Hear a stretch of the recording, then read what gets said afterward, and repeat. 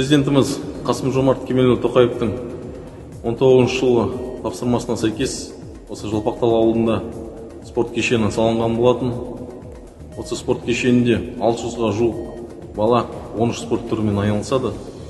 Осы жылдан бері үлкен жетістікке жетіп жатыр.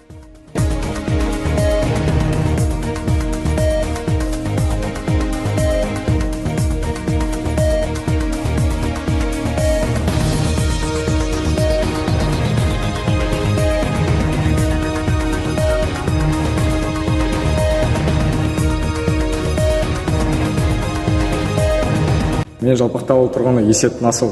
Қазіргі спорт кешеніндегі самбо үйірмесіне қатысамын. Тек қана самбо үйірмесі емес, волейбол, футбол, баскетбол, тағы да басқа үйірмелер бар.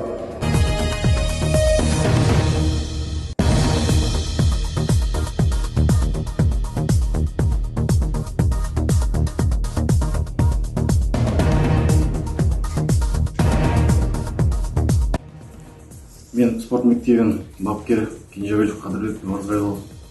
Осы